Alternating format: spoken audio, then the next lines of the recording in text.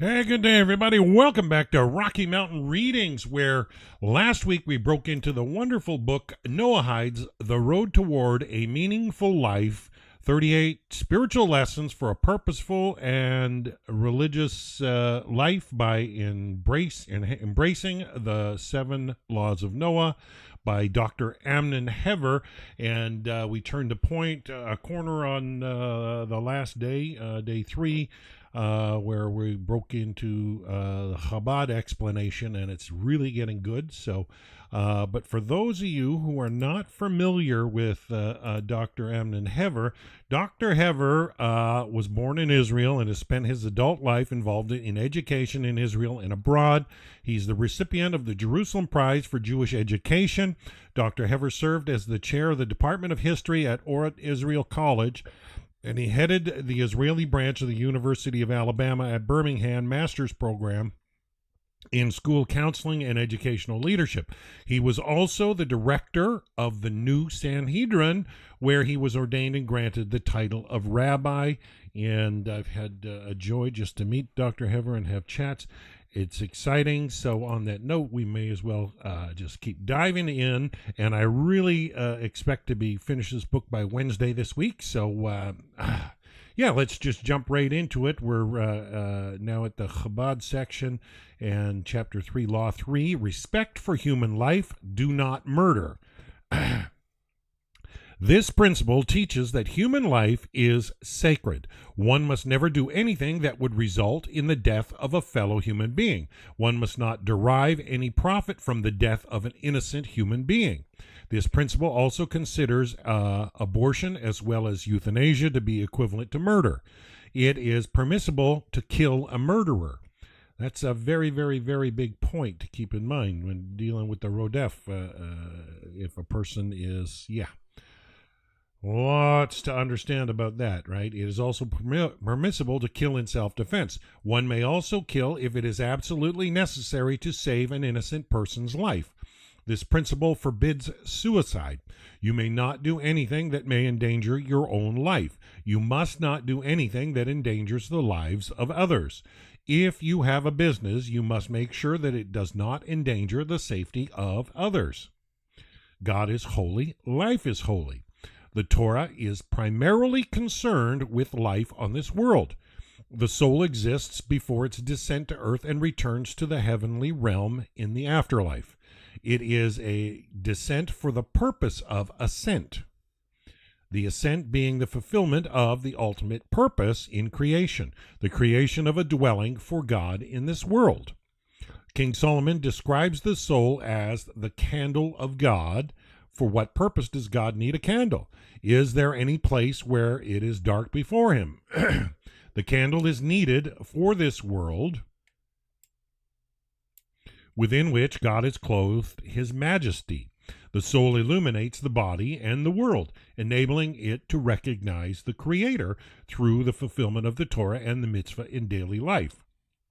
A specific purpose. In addition, every soul has a specific purpose besides the general purpose of making a dwelling place for God in this world.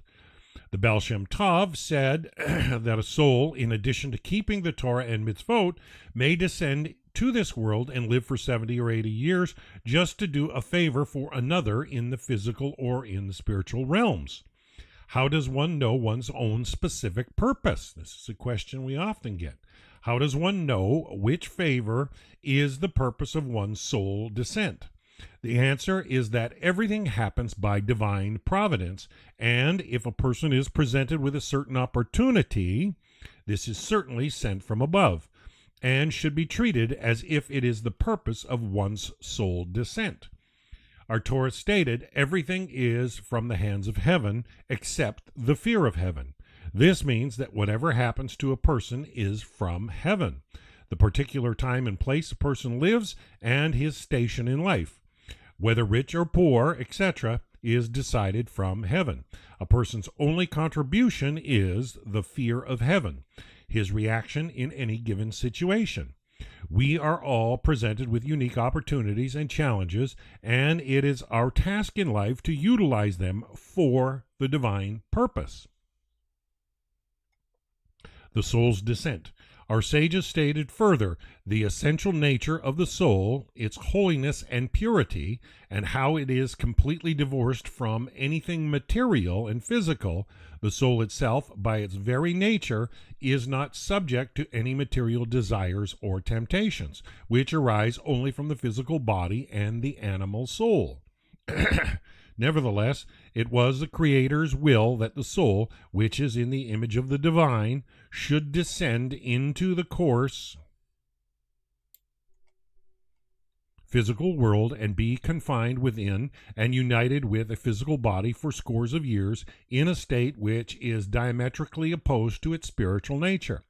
All this is for the purpose of a divine mission, which the soul has to perform to purify and elevate the physical body and its related physical environment, making this world an abode for the divine presence. This can be done only through a life of Torah and mitzvahs. When the soul fulfills this mission, all the transient pain and suffering connected with the soul's descent and life on this earth is not only justified, but infinitely outweighed by the great reward and everlasting bliss which the soul enjoys thereafter. Makes clear sense. The wasted opportunity. From the above, one can easily appreciate the extent of the tragedy of disregarding the soul's mission on earth. For in doing so, one causes the soul to descend to this world virtually in vain.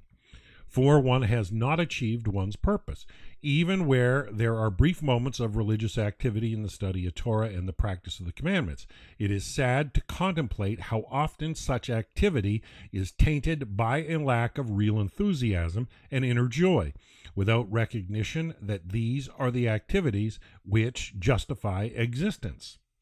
Apart from missing the vital point through failure to take advantage of the opportunity to fulfill God's will, thus forfeiting the eternal benefits to be derived from this, example, the physical existence. It is contrary to sound reason to choose that aspect of life which accentuates the enslavement and degradation of the soul, while rejecting the good that is within it, namely, the great elevation that is to come from the soul's descent. The proper thing to do is to make the most of the soul's sojourn on earth, and a life which is permeated by the Torah and mitzvot makes this possible. It is also abundantly clear that since God, who is the essence of goodness, compels the soul to descend from its sublime heights to the lowest depths for the purpose of the study of Torah and the fulfillment of the mitzvot, it must mean that the value of Torah and mitzvot is very great. Furthermore, the descent of the soul for the purpose of being elevated shows that there is no other way to obtain this objective except through the soul's descent to live on this earth. If there were an easier way, God would not compel the soul to descend to this netherworld. For only here, in what the Kabbalists call the lowest world, can the soul attain its highest ascent, higher even than the angels, and, as our sages say, the righteous are superior to the foremost angels. Serve God with joy. Reflecting on the greatness of the Torah and mitzvah, specifically pertaining to this life, reflecting also that the Torah and mitzvah are only means to attain the soul's perfection and the fulfillment of the divine purpose, one will experience a sense of real joy at one's fate and destiny, despite the many difficulties and handicaps from within and without, which are inevitable on this earth. It's the nature of this plane. Only in this way can one live up to the injunction, serve God with joy, which the Baal Shem Tov made one of the foundations of his teachings, which is expounded at length in Chabad teaching and pointed out by Rabbi Shneur Zalman of Ladi in his monumental work Tanya, chapter 26, verse 31. Ultimately, following such a path in life will lead to true happiness. Happiness, in the Jewish sense, may be defined as follows. When a person is doing what God wants from him at any given moment, then he may be truly happy. Therefore, if at any given moment and situation a person acts according to the directives of the Torah instruction, he is truly happy and a blessed person. This feeling transcends all worldly matters, for such a person understands that everything that happens in life is orchestrated by God. The double standard. Double standards are supposedly unethical. However, Judaism, the ethos contained in the Bible and expounded by the sages of Israel, abounds with double standards. In fact, these double standards are at the heart of how we live and what we have taught the world, and at the heart of what makes an ethical person. Think about this. One example is the different ways in which we regard tragedy.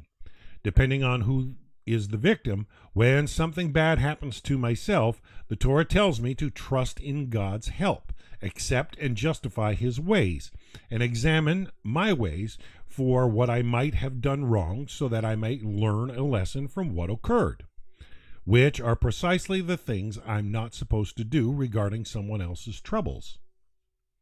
Yeah, know your bounds. Stay in your lane. Another example of a double standard relates to the difference in how we evaluate ourselves and how we evaluate others. Briefly stated, we're supposed to judge ourselves by what we've actually achieved and judge others by what they're capable of achieving or their potential. Is your blood redder?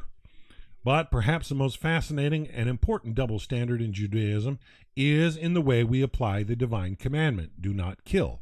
The Talmud tells the story of a man who was threatened by the hoodlum that ran his city that he'll be killed unless he kills a certain person. The great Torah sage Rava told this man, "What makes you think that your blood is redder than that person's blood?" Much has been written on the infinite value that the Torah places on every individual life. After the concept of monotheism, from which it derived, this is the most revolutionary idea which the Jew has introduced to mankind. Revolutionary in the sense that it flies in the face of everything everyone previously believed, as indeed in the face of common sense. And revolutionary in the way it has transformed the face of civilized society. Placing an infinite value on every human life means an utter rejection of any scale by which to qualify the worth of a human life. A retarded baby's life has the same value as that of the wisest person on earth. An 80-year-old vegetable cannot be sacrificed to save the life of a 20-year-old genius. Torah law goes so far as to rule that the entire city cannot be saved by giving up a single individual for death, because each and every life is divine. Hang on, my phone's just banging away here, folks.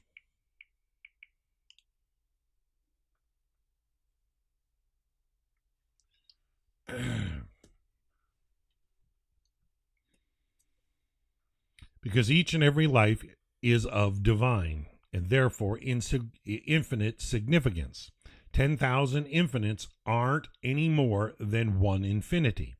An example, euthanasia, abortion of deformed babies are forbidden because life is a gift by God, and in spite the fact that we may not see it in a revealed manner. In light of the above, it is surprising to find the following law in the Torah, derived from Deuteronomy 22:26.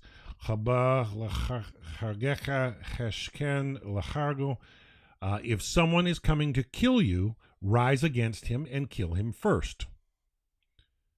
This law applies equally to someone coming to kill someone else. You are obligated to kill the murderer in order to save his intended victim. This law seems to contradict the principle of life's infinite value. If no life can be deemed less valuable than any other, what makes the victim's life more valuable than the murderer's life? Furthermore, this rule applies to anyone who is coming to kill you. He hasn't even done anything yet. Maybe he won't succeed. Maybe he'll change his mind. Nor does the law say anything about trying to run away. It says if someone is coming to kill you, rise against him and kill him first. The same Torah that tells us that God placed a spark of himself in every human being, thereby bestowing upon his or her physical existence a godly, infinite worth. That same Torah also tells us that God has granted free choice to every person, including the choice and the power to corrupt his or her God-given vitality and turn it against itself, using it to destroy a life. A person can choose to turn himself into a murderer, someone who is prepared to destroy life in order to achieve his aims, in which case he is no longer a life but an anti-life. To kill an anti-life is not a life-destroying act, it is a life-preserving act. It is not a violation of the commandment, do not kill, but its affirmation without the law. If someone is coming to kill you, rise against him and kill him first. The principle of life's infinite value is nothing more than an empty slogan, a mere idea. Judaism is not an idea, it is a way of life. God's ideas made real. Here's some points to ponder. What is our mission in this world? Why is abortion forbidden? Why is suicide forbidden? Can we take a life when someone asks? Euthanasia. When must we kill a person?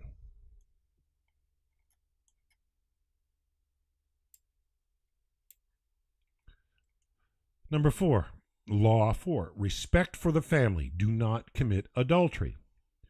The Torah acknowledges that a good sexual relationship between a husband and wife strengthens their marriage and love. It is accepted that a husband and wife should love each other and that their love should be passionate. The purpose of sex in a marriage is to perpetuate the human race and to create a close and permanent bond between the spouses, and it is the marriage's foundation. It is a fundamental human need to experience love through physical closeness with a permanent mate in a secure long-term relationship between spouses. The Torah forbids having sexual acts with a married person, committing homosexual, incest, or bestiality acts, since they are a sin. God blessed Noah and his children, and he said to them, "Be fruitful and multiply and fill the earth," in Genesis 9:1.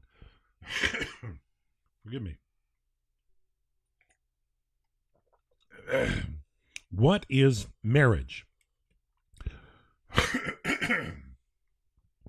The Torah teaches us that marriage is not merely a union between two totally independent individuals. Marriage is the reunion between two halves of the same unit. A couple shares the same soul, which upon birth divides itself into two incomplete halves. Upon marriage, they reunite and become once again complete. What are we dealing with here? What we are dealing with here is not only a union on the physical, emotional, and or intellectual level.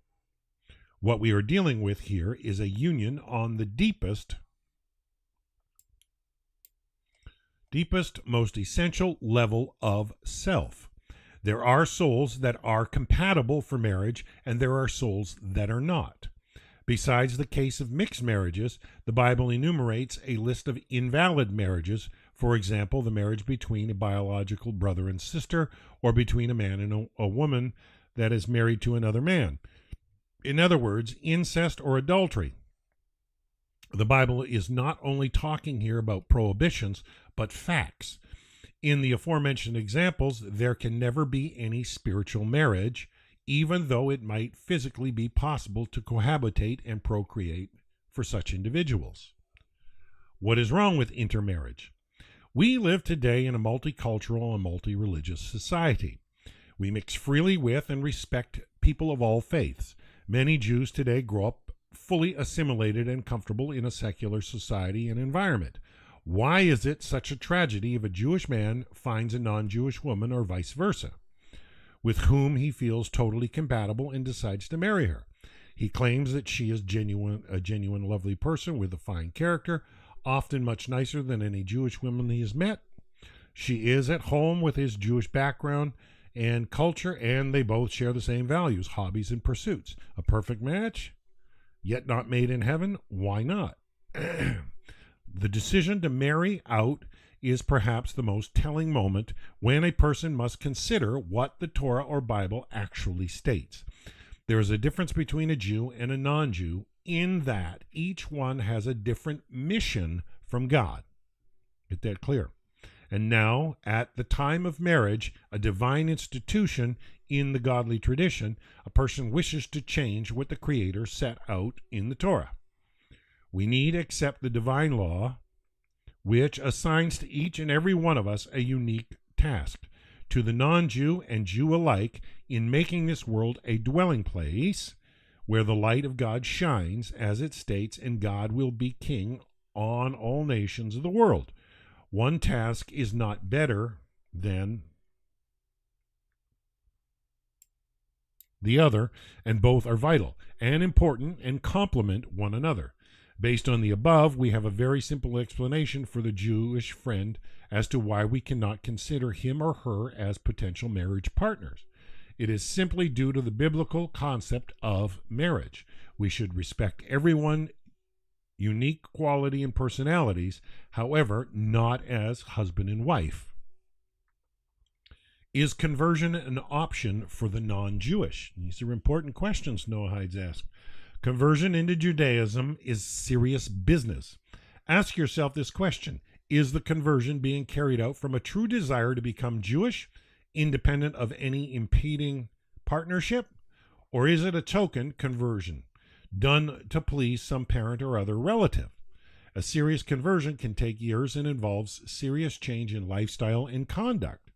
To undergo a cosmetic or plastic conversion is obviously not an acceptable solution to a serious-minded person, and even more abhorrent to an honest person.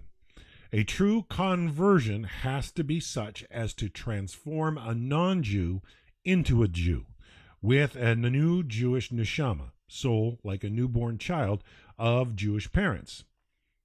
Think about that. Such a conversion is one that carries out in strict accordance with halakha, Jewish law. Anything less is only a sham and a mockery. Don't want that. The halakha, Jewish law, is very clear in its insistence that the would-be convert honestly and wholeheartedly accepts all the mitzvot commandments without exception. Accepting all but one mitzvah automatically invalidates the conversion, and the non-Jew remains a non-Jew exactly as before. Of course, it is possible to mislead a rabbi or a rabbinical court by declaring one's readiness to accept all the mitzvah without really intending to. But one cannot mislead the Creator, who is the one who imbues the convert to Judaism with a neshama or soul, new soul. There is a well-known popular argument that it is unfair to demand more of a would-be convert in terms of adherence to the mitzvah than that which would many born Jews observe in practice. This contention is inadmissible, since the complete commitment to halakha is a requirement and stipulation of Jewish law, to which the would-be convert must unequivocally commit himself.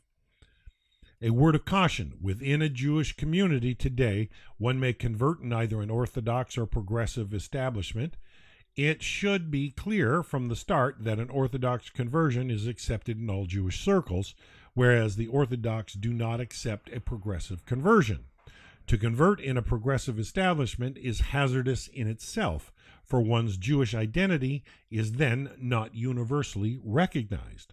The Noahide laws are a way that all non-Jewish people to fulfill their divine mission and receive reward in the world to come, just like any Jew that keeps the 613 commandments. We all are created by God in His image. We all do not look or think the same. Every human being that keeps Torah laws will have a share in the world to come. Here is some points to ponder. What is marriage? Why is same-sex forbidden? Why is marriage between Jews and non-Jews not an option? Why is conversion for the sake of marriage not an option? Purpose of sexual relationship in marriage. These are big questions, very important questions. Chapter 5, respect for the rights and property of others. Do not steal. Honesty is called the principle of dominion. This teaches that God grants property to each person.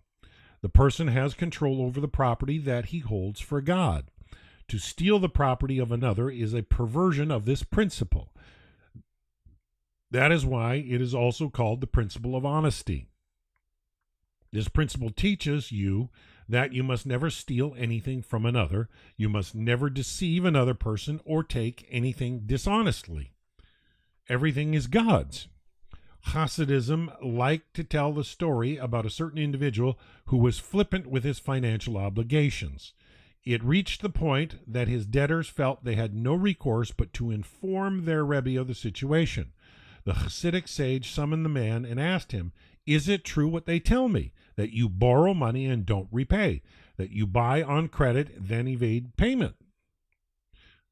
"But Rebbe," exclaimed the Hasid, "haven't you taught us that the world is nothing, material cares are nothing, and money is nothing? Why are they making a fuss about a few rubles? It's all nothing." "In that case," said the Rebbe, "how about if we take this nothing," and here the Rebbe pointed to the body of the spiritual fellow, "and we stretch it out upon this nothing," the table, "and with this nothing, his belt, administer a dozen lashes to the first nothing." Behind this humorous story lies serious questions.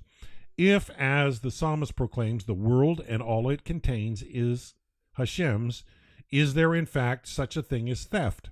Can something that does not in truth belong to you be taken from you? Of course, God said, "You shall not steal." Those are the rules of the game. But maybe that's what it is. It's the way the thieves justify in their own mind. God is saying, let's make believe that this house belongs to Tom, and let's make believe that this car belongs to Harry. Now, Harry, you mustn't burn down Tom's house, and Tom, you're not allowed to use Harry's car without his permission. Is that what it amounts to? According to the Torah of the Ten Commandments, the third commandment, "You shall not take God's name in vain," and the eighth commandment, "You shall not steal," are one and the same. Indeed, the Torah in Leviticus 5:20 refers to financial fraud as a betrayal of God. Because, explains the great Talmudic sage Rabbi Akiva, in defrauding his fellow, he is defrauding the third party to their dealings. On the face of it, this can be understood along the lines of our rules of the game thesis. The problem with stealing is not that a certain person's ownership has been violated, since everything belongs to God anyway, but that the divine command, "You shall not steal," has been transgressed. However, if that were the case, asks the Lubavitcher Rebbe, why does Rabbi Akiva describe God as the third party to their dealings? Isn't he the only party?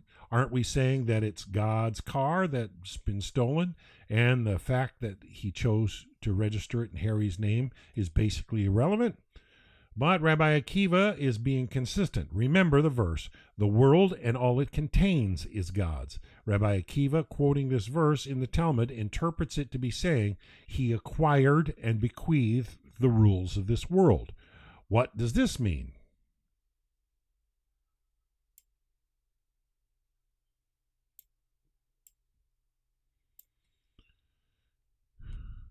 What does it mean? It's God's world because he created it. And if he bequeathed it, then it's not his anymore. What Rabbi Akiva is saying, explains the Rebbe, is this. Obviously, it's his because he created it, but then he desired to make it his in a deeper and more meaningful way by bequeathing it to a man. To own a world because you made it is basically meaningless. In human terms, that's like dreaming up a life and trying to derive satisfaction from your own fantasy. For something to be real for us, it has to have existence outside of ourselves.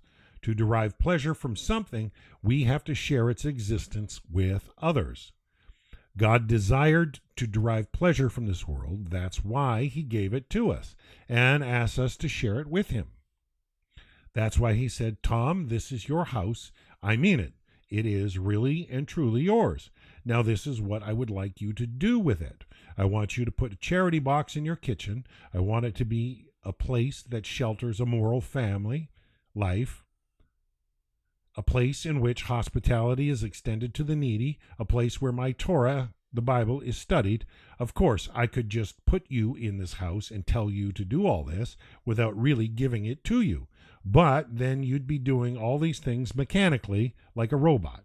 Deep down, you would sense that it's not really your home, that the things you're doing are not really your achievement, and then it wouldn't ever be truly my home either. It would just be something I made up. That's why I gave it to you. You see it, sense it to be yours because it really is. You experience what you make of it to be your own achievement because it really is. And when you choose, with that free will that I granted you, to invite me into your home and make me at home in it, it will become truly mine also, in the manner that I desired it to be mine. And please don't steal Harry's car, because I have a stake in every financial transaction that occurs between the two of you. When you deprive Harry of the ownership that I have given him over his piece of my world, you are depriving me as well. You are making my ownership of my world all but meaningless. The first commentary. The Torah begins and Rashi asks a question about the first verse of the first chapter of the first book of the Torah. In the beginning, God created the heaven and earth. Rashi's question is, why does the Torah begin with a description of creation rather than with commandments, since the Torah is basically a book of commandments and a guide as to how we should behave in our daily life?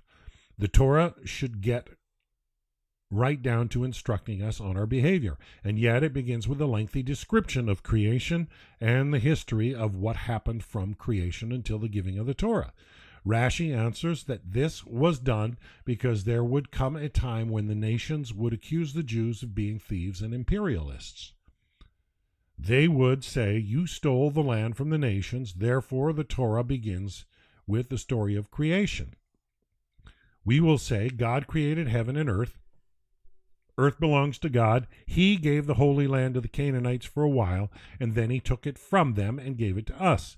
So our answer is that we can't steal the land because it belongs to God, and God gives it to whomever he wants. He wants the Holy Land of Israel to be under full ownership and control of his people Israel, to live in it according to his Torah, including treading the non-Jewish residents and visitors according to his code of behavior of kindness, fairness, and justice. The Holy Land of Israel.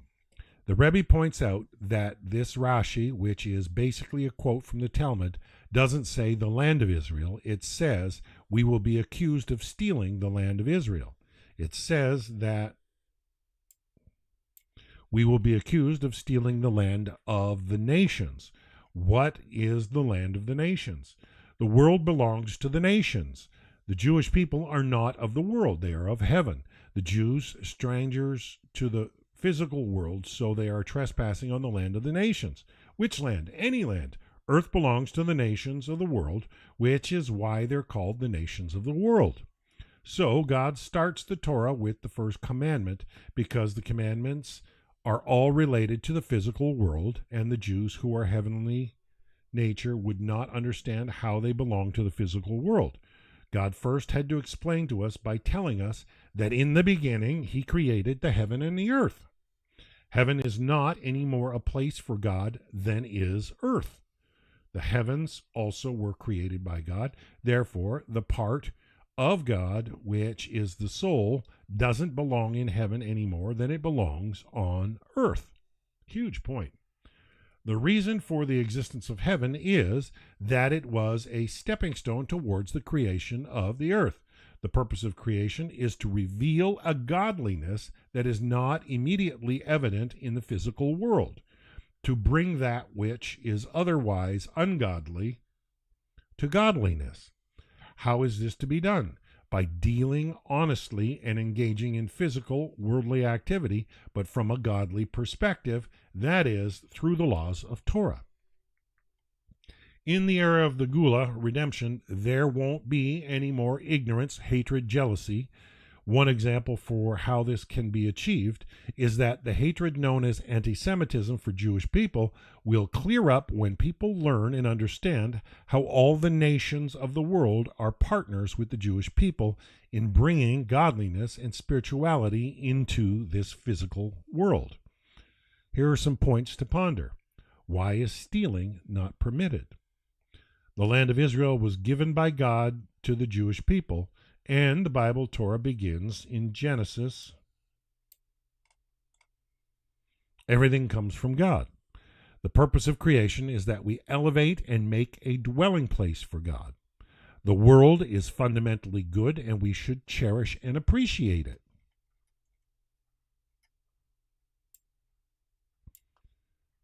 Problems start to begin when people want to point out evil. When they point out evil in another person, then they don't realize that they're just making enemies. Because everybody tends to justify themselves as being good, which is kind of delusional.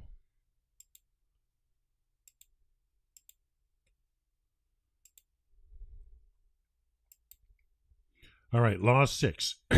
Creating law and order. Establish laws and courts of justice. Since God is just, so must you be just. Justice is the foundation of civilization. When justice ceases to exist, civilization crumbles. When criminals are not punished, they gain power and take over, and one should therefore do everything in their power to see that criminals are punished. This is especially true of criminals who violate the Torah principles as well as the laws of the land. Also, one should not benefit from any crime or criminal action. For example, the first Jew, Abraham, distinguished himself from those he lived amongst by demanding, "Will the judge of all the earth then not do justice?" The idea that there is a judge and there is justice, reward and punishment, that is up to us to fulfill God's will. All this, Maimonides says, is the very basis of Torah and its commandments, and so is God's omnipotence. By exploring these two concepts and the resolution of our tradition has provided, we are exploring the very core of Judaism. Is the world necessary? The ancient Greeks thought so, and this perspective has persisted throughout philosophy to this day. The world is here because it must be here. Jews, however, disagree. You are the beginning and you are the end, and who can tell you what to do? Creation is a deliberate act. It happens only because he chose it should happen. Even after a world exists, it remains unnecessary. In short, Torah grants God free choice. This idea is difficult for the rational mind because it is impossible to create a model for it. True randomness and spontaneity is entirely out of the range of mathematics. Even today's chaos theories are based on procedural models. We can't create a system that will choose randomly with no explanation for why it is chosen either way. A system of effect without cause, typical of human intuition. We imagine that since there is no mathematical model for something, God is not allowed to do it. Yeah, it's the difference between the way existence from consciousness. You can't explain consciousness with something within existence. Anyways, let's return to this idea that the cosmos enters into being simply out of God willing it so. Let's explore a simple question. Does God have to make a world? In other words, does the supposition that there is an infinite essential being who is capable of creating a world determine that therefore a world must come into being? Or, as a philosopher would put it, today's concept of science, however, has brought us to think in larger terms, surrendering the idea that there are things that do not fit and do not have to fit in our neat little models, such as the essential reality. It is this surrender that has allowed us to come up with relativity and quantum mechanics. It also makes it easier for us to conceive of this idea of choice, which is so fundamental to Jewish thought. To be and not to be. God's omnipotence then allows him to choose to create a world or to not create a world. As the Lubavitcher Rebbe interprets the words of Maimonides, God has both the power of being and of not being. He chooses being, so a world exists. At the same time, he chooses not being, as we'll explain. Let's look at a small analogy that will serve as something of a handle to grasp a very abstract idea. All analogies we need are provided within the human psyche. For in the image of God, he created the human being. The balanced human adult is the closest model of the cosmic process we can get. One token quality of an adult human being is the ability to hold back. A child feels compelled to speak and to do whatever arises in his mind. For an eloquent demonstration, ask a child to help another child with homework. It's next to impossible for them to help without giving the answers away. True, many adults have the same problem, but a mature mind is able to provide just what is necessary and then stand by while the student explores and discovers all on his own. At times, the student may fail or go off on dead-end tangents. A true adult is able to sit and watch, perhaps even assist the student to explore false options, and provide only what is necessary to ensure an eventual successful resolution. Through silence, the adult communicates more than through overt instruction. Instruction provides information. Unspoken guidance provides the student with his or her own mind. A careful balance of the two is the mark of an excellent teacher. Yeah, we've read on this before. You can't over-instruct. Doesn't make a good teacher, and under-instructing doesn't either. The act of creation and all those things that occur instantaneously because he so wills it are somewhat analogous to overt instruction. He wants it, he says it, and it is. All this extends from his power of being. But there are also things that he wills, yet withholds. That doesn't mean he doesn't tell us about them. In some cases he may, in some not, at least not overtly. But he, so to speak, restrains his words from their fruition, allowing us to achieve that result. He lets us know that we should care for each other, but allows us to do the opposite and experience the consequences. He lets us know he wants a world where charity below is in concordance with charity from above, but he leaves the fulfillment of his desires up to us. In very many cases, he leaves it up to us to determine what it is that he wants, instructing us only that we must rely on those who are accepted sages of his Torah. In Torah, God provides us a taste of his power of not being, and provides us something of himself that his act of creation does not. More accurately, Torah contains a balance of the two powers of being and not being, revealing and withholding, instructing and allowing failure. And it is through this balance that we are able to touch the essence from whence all opposites extend, as well as our own essential selves. Once again, the ever-repeating epitaph of Torah, Havea Hu Ha'elohim, the God of revelation is the same God as the God of concealment, and therefore there is nothing else but he.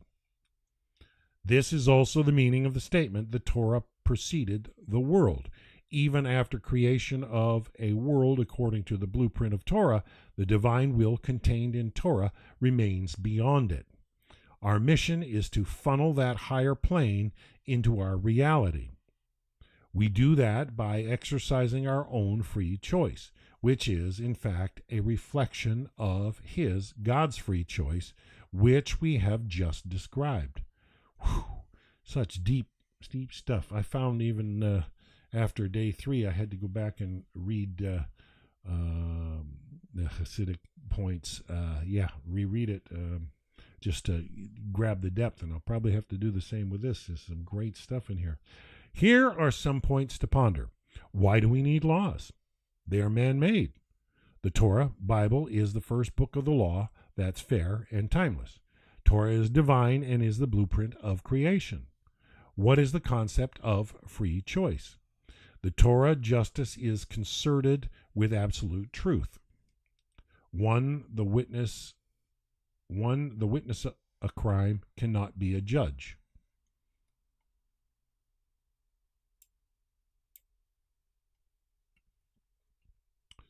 All right, point 7. 1 second, folks, just doing some checking on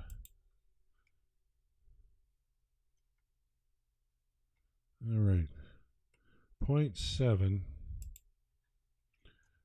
Law 7, respect for all creatures. Do not be cruel to animals. And this has to do with the limb of a living animal. The principle of kindness must be extended to every human being and every living creature. For example, the Jewish commandment that one must feed one's animal before one sits down to eat is directly related to this principle. It is permissible to eat meat, but first the animal must be slaughtered or killed in the manner least painful to the animal. When you show kindness to God's creatures, God will show kindness to you. The consumption of the limb of a living animal, an example of this law, eating a live lobster is forbidden, is associated with cruelty to animals. The universal spiritual code is known as the 7 Noahide laws. The reason for this name is because, although 6 of the laws were commanded to the first person, Adam, the 7 laws were completed with Noah. 2, when the 7th commandment was given, only after the flood, it was permitted to humanity to slaughter meat for consumption, and with this came the law prohibiting one to eat the limb of a living animal. If Judaism requires us to be kind to animals, shouldn't we be commanded to be vegetarians? I have the uttermost respect for anyone who chooses not to eat meat out of concern for animal welfare, and there have been some who have suggested that this is in keeping with Judaism's ideals, although all agree that Judaism allows eating meat. The problem comes when you demand it. Yeah.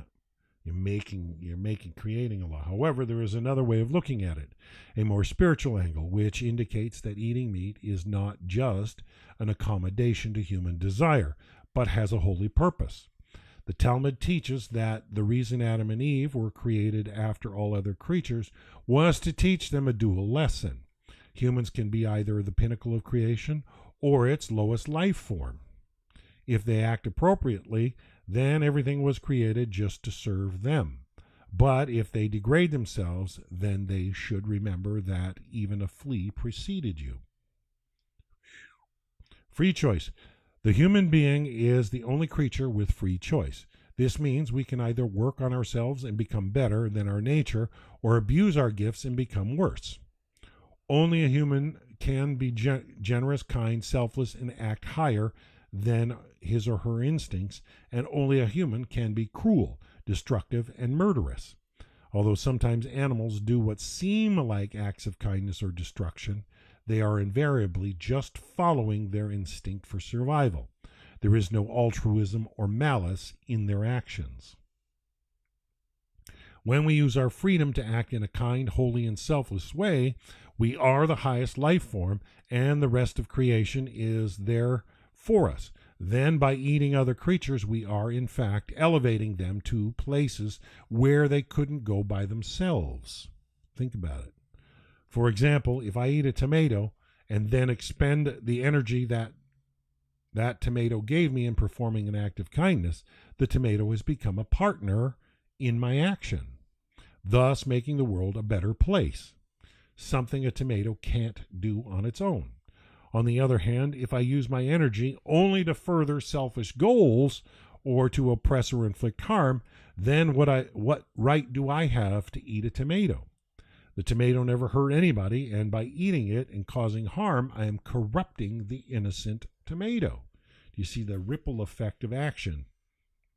This is why Judaism doesn't see eating animals as necessarily being cruel. In fact, it could even be cruel not to eat animals. Right, my Rabbi Chaim Goldberg pointed that out to me when he said, if you don't milk the cow gets in great distress. They have to be milked because you are robbing them of a chance to serve a higher purpose, unless, of course, it's for health reasons. However, if you yourself are not living a life of purpose, then it is just as cruel to eat a tomato as a chicken, since you are debasing all of these life forms. Compassion, not understanding. The Talmud states Rabbi Yehuda Hanassi was a perfect tzaddik, righteous person. However, he suffered great pain. How did it begin? Through a deed of his. He was walking through the marketplace when a calf being led to the slaughter ran to him and hid under his cloak. He told the sheep, "Go, for this you were created." That is when his suffering began. And it ended through another deed. His maid was sweeping the floor and found the young of a weasel nested between the boards. She began to sweep them away when he stopped her. It is written, he said, that his compassion is upon all of his works. That is when his suffering ceased. We are meant to not understand, because not understanding is what allows us to have compassion. Think about it. Rabbi Israel Baal Shem Tov, 1698 to 1760, in the years that he was a hidden mystic, would make his livelihood slaughtering chickens and beef for Jewish communities before a festival. When he left this occupation, a new slaughterer took his place. One day, the Gentile helper of one of his Jewish villagers brought a chicken to the new slaughterer. As the new man began to sharpen his knife, the Gentile watched and began to laugh. "You wet your knife with water before you sharpen it," the Gentile exclaimed, "and then you just start to cut." How else?" the slaughterer asked.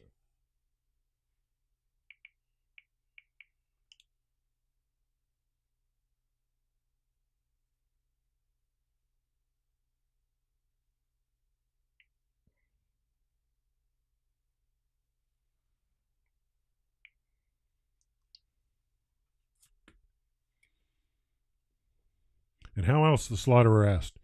Yisroel Rolik, the Baal Shem Tov would cry until he had tears enough to wet the knife. Then he would cry as he sharpened the knife. Only then would he cut, replied the Gentile. The Torah commands us not to cause unnecessary pain to any living being. No distinction is made whether that living being is a cow or a lizard or a fly. The Rabbi Shalom Dovber of Lubavitch once scolded his son, the Rebbe Rayetz, for tearing up a leaf of a tree, saying, "What makes you think that the eye of the leaf is lesser than your own eye?" Even when it is deemed necessary to consume the life of another, there are rules. An empty-minded person, the sages taught, has no right to eat meat. They also said to never eat meat out of hunger. First, satisfy the hunger with bread. A person who eats meat solely for his palate and for his stomach degrades both himself and the animal. In other words, don't be bestial when you're eating. However, if it is mindful eating for the sake of harnessing that animal's energy to do good, eating that lifts the animal into a new realm of being, eating to give at least as much to the animal as it gives to us. Then it becomes a way of connecting with the divine and elevating our universe. As for the angels and their part in the deal, once the temple was destroyed, the Talmud tells, the table of every man atones for him. Your table is an altar. The angels are invited. Eat with humility and with compassion and with mindfulness. Do your part in the divine cycle of life. That's huge. People just understood that. Here are some points to ponder. What is the relationship between food and a person's spiritual life? Being kind and feeding your animal before you eat, or one's children. Having empathy for others and caring after your environment. What is free choice? Very important stuff. Noahide laws. Maimonides, Rabbi Moshe, son of Maimon, from Spain, 1138 to 1204, the Rambam, tells us the source for the 7 Noahide laws that all mankind is required to uphold. In his classic work, Mishnah Torah, in the section devoted to the laws of kings, chapter 6, law 1, he writes, 6 precepts were commanded to Adam: the prohibition against worship of false gods, the prohibition against cursing God, the prohibition against murder, the prohibition against incest and adultery, the prohibition against theft, the command to establish laws in courts of justice. Even though we have received all of these commands as tradition from Moses, and furthermore, they are concepts which intellect itself tends to accept, it appears from the Torah's words that Adam was commanded concerning them. All right, so I appreciate that this book's going through these. The prohibition against eating flesh from a living animal was added for Noah, as Genesis 9:4 states, "Nevertheless, you may not eat the flesh with its life, which is its blood." Thus, there are 7 commandments. These matters remain the same throughout the world until Abraham, who disseminated the belief in one God to a world that was steeped in polytheism and idol worship. Based on the words of Maimonides, we learn that Adam received 6 commandments and Noah was given an additional one after the flood. There is no explicit mention of Adam's original 6 commandments in the Torah, explicitly, and they are known to us by oral tradition. The difficulty that Maimonides grapples with is the source of the 7 Noahide laws, in contrast to the 613 commandments that are the obligation of the Jewish people and stated explicitly in the Torah. Why didn't the Torah clearly state the 7 Noahide laws as well?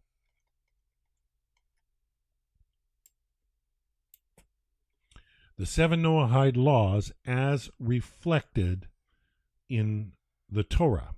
Now, this is important stuff, and hopefully, I'll put a time mark on this.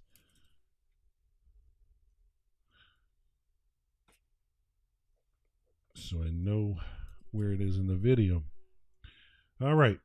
7 Noahide laws as reflected in the Torah.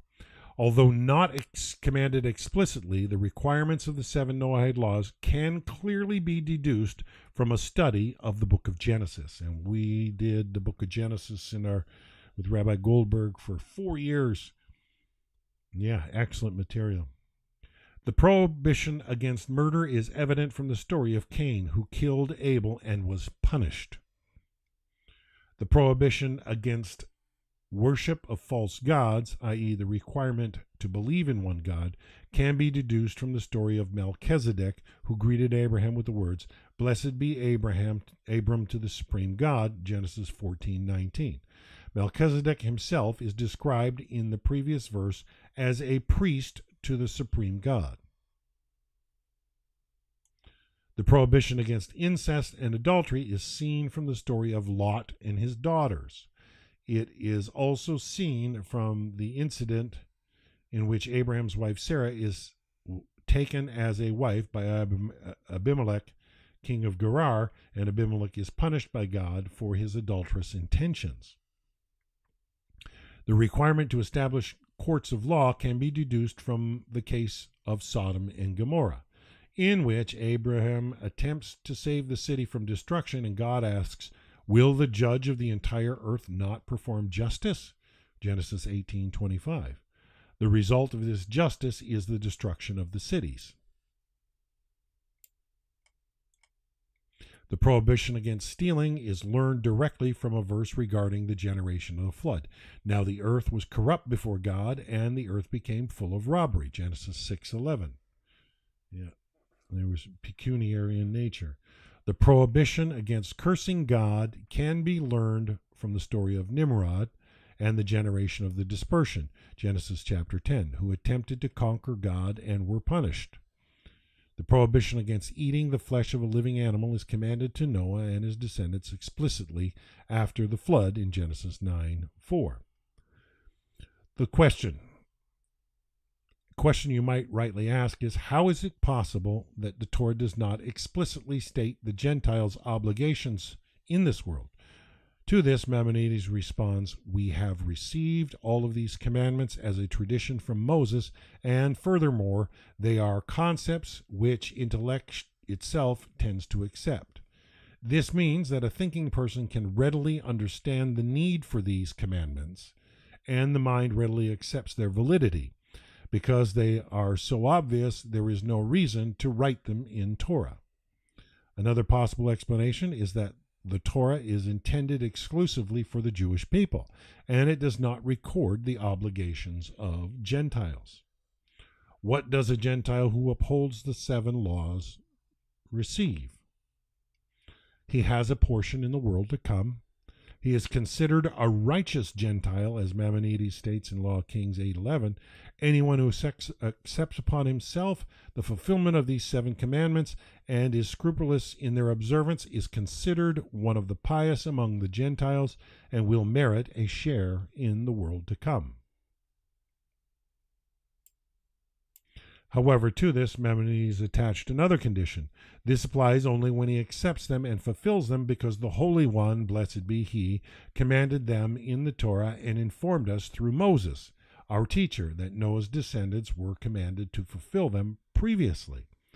However, if he fulfills them out of intellectual conviction alone, he is not of the pious of the nations. He may be wise of the nations, or he says, nor of their wise men.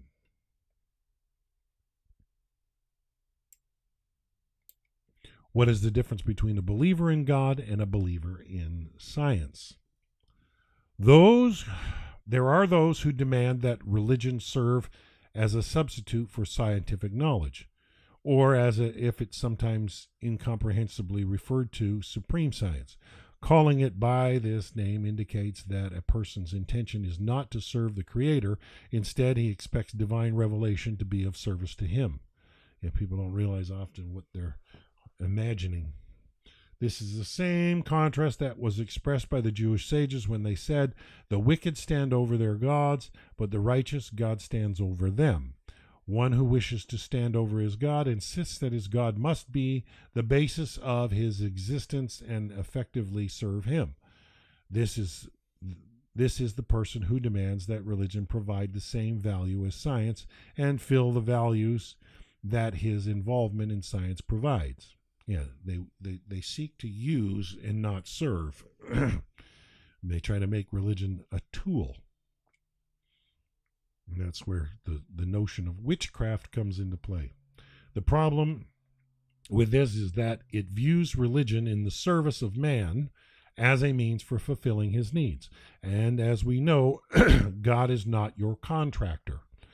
Judaism, as the religion of the Torah and the commandments, as reflected in Jewish law, is essentially a presentation of what is expected of man, not information that has been provided for him. There is a cosmic contrast between a believer like the patriarch Abraham and a believer to whom God explains nature or history. One who approaches Torah to assess whether or not it provides the information he seeks makes it clear that his intentions is not to worship God, but that God should worship him and serve his needs by providing him with information. In other words, this person is approaching the Torah and the giver of the Torah not as belief for the sake of God, but as belief for the sake of man. Yeah, and so often I see this even in Noahide circles. People don't get this point. A true believer in the master of the universe and the 7 Noahide laws does not expect the Torah to teach him about the world, nature, man, and history. If he is interested in those topics, he will exert himself to explore these problems to the extent that science allows it. And he will not bother God with these issues. The believer expects just one thing: guidance in the proper service of God. He understands that everything the Torah said about the world and history was not said in order to provide man with information, as that would be a mundane goal and not a wholly consecrated goal. Instead, everything that was said in the Torah has an exclusively religious purpose. All the probing into questions like, did God create the world, border on mythology and anthropomorphisms of God. Yeah, that's the way certain minds, live in their own skin, and the way they want to view the world. One who grasps the depth of meaning behind the principle that God has no body and he is free from all the properties of matter, and there can be no physical comparison to him whatsoever. One of Maimonides' 13 Principles of Faith understands that there is no difference in meaning between our understanding of the verse, "In the beginning God created," and the verse, "And God descended on Mount Sinai." And God is not a function of the world. We do not ask the question about what Hashem deemed necessary to tell us in the Torah based on what we know about the science of the world. A person who believes in science experiences no conflict between science and religion, because he deems religion completely unnecessary. This is true for anyone whose definition of religion is anything other than God's word, deeper than the deepest abyss and higher than the highest heavens. One who includes historical, philosophical, or scientific meaning in his divine worship makes religion unnecessary. He finds ways to fulfill his values, goals, and philosophies, and his philosophical, scientific, and historical imperatives with no need for religion.